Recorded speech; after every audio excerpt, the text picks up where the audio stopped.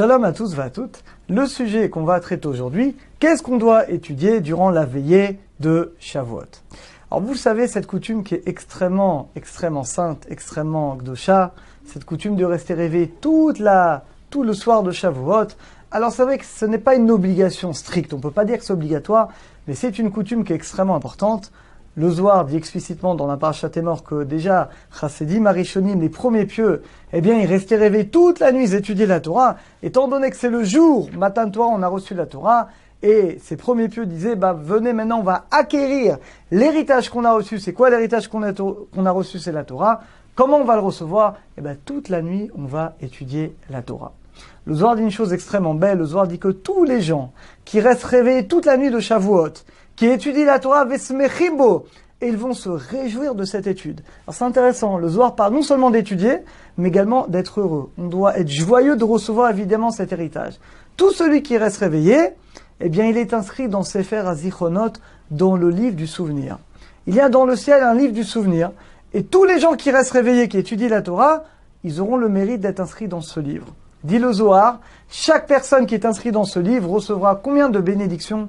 70 bénédictions, des mondes supérieurs et 70 couronnes. Alors qu'est-ce que ça veut dire exactement? Je ne sais pas ce que ça veut dire. Mais vous avez tous compris, c'est-à-dire que celui qui fait la veille de Shavuot et qui se réjouit dans l'étude, il mérite des bénédictions exceptionnelles. Donc évidemment, personne évidemment ne veut rater ces bénédictions. Donc la veille de Shavuot, c'est quelque chose d'extrêmement important. Ça, c'est d'après le Zohar. D'après le Pshat, d'après le sens littéral, la raison de la veille, c'est de réparer une faute. Quelle est cette faute? Eh bien, quand on a reçu la Torah, les Bnei Israël dormaient.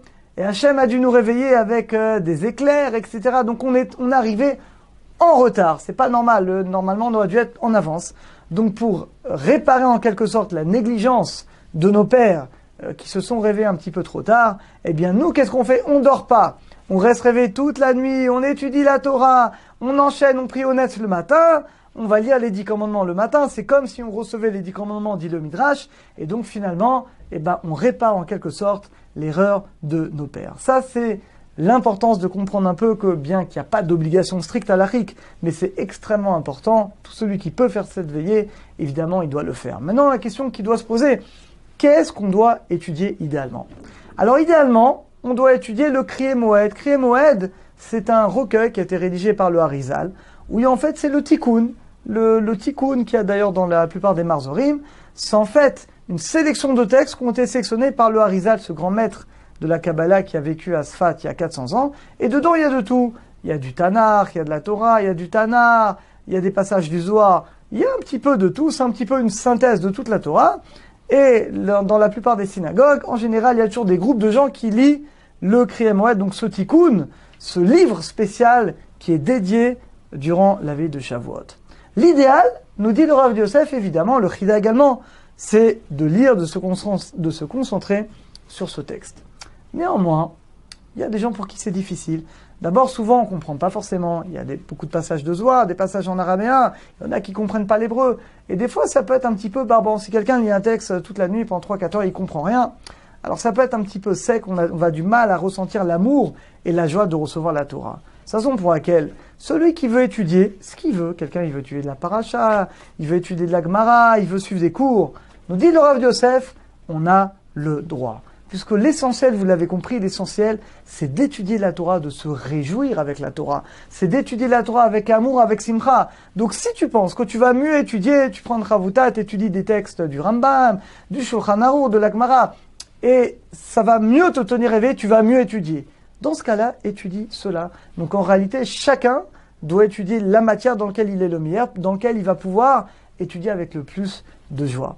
C'est la raison pour laquelle dans toutes les synagogues en général, il y a toujours des cours. Nous dit le Rav, si un Rav en général a toujours des rabbanim dans l'assistance, ils se doivent également de faire des cours. De faire des cours pour que les gens qui ne vont pas étudier le Tikkun, eh bien ils puissent étudier la Torah également à travers des cours en général dans les synagogues. Ce que je vous conseille, le mieux c'est qu'il y ait les deux. Il y a un groupe qui font le Tikkun, et ceux qui pour X raisons ne veulent pas étudier le Tikkun, qui est un Rav ou quelqu'un qui fasse également des cours pour tout le monde, le but étant que tout le monde doit étudier la Torah. Alors, il faut faire attention également que l'essentiel c'est l'étude. Donc si quelqu'un il vient dans la veillée, et il reste en dehors de la synagogue à parler. Non, ça vaut pas le coup. Le but de cette veillée, c'est vraiment de se consacrer uniquement à la Torah. On réduit au maximum Dvarim Betelim, les paroles profanes, c'est dommage, c'est une veillée, c'est pas le moment maintenant de parler, de raconter sa vie, de rigoler avec les amis, non. Ça doit être vraiment un moment où on va exploiter chaque minute. Chaque minute de Torah, on ne doit pas rater. On refait le Kriyat Shema avant Chatzot, avant le milieu de la nuit, on refait le Kriyat Shema. Toute la nuit, on va étudier, pas de problème, on peut boire du thé, du café pour rester réveillé, il n'y a pas de problème. Et évidemment, après, on enchaîne la prière au Netz avec le lever du soleil. Et là, on reçoit la Torah au moment où on va lire les 10 commandements. C'est comme si on recevait la Torah directement d'Akadosh Baruch Hu. Évidemment que dans la prière, il faut faire attention à ne pas s'endormir, surtout pour le schéma, pour la mida, mais vraiment être fort comme un lion. Donc en résumé, chacun de nous, Bezat Hashem, va s'efforcer, bien entendu, de respecter, de faire cette veillée de Shavuot. Et encore une fois, quoi étudier? Donc en conclusion, c'est très simple. Le mieux, si vous pouvez étudier le Tikkun, qui est écrit dans le Kriya Moed, rédigé plutôt, qui était réuni, les textes réunis par le Harizal, c'est l'idéal. Maintenant, si vous sentez que ça va pas vous plaire, vous allez vous endormir, vous n'avez pas le concentrer, et vous allez mieux étudier dans des shurim ou étudier de la Gemara, du Shulchan Aruch avec quelqu'un, il n'y a pas de problème. L'essentiel, encore une fois, c'est d'étudier la Torah avec simcha, avec joie, alors Bezat Hashem, Chag Sameach, qu'on ait tous le mérite de faire cette veillée dans la simcha, dans la joie, et qu'on ait le mérite de recevoir la Torah, Bezat Hashem, Besimcha, à très bientôt à tous. Et bonne réception, bonne Kabbalat à Torah. Au revoir.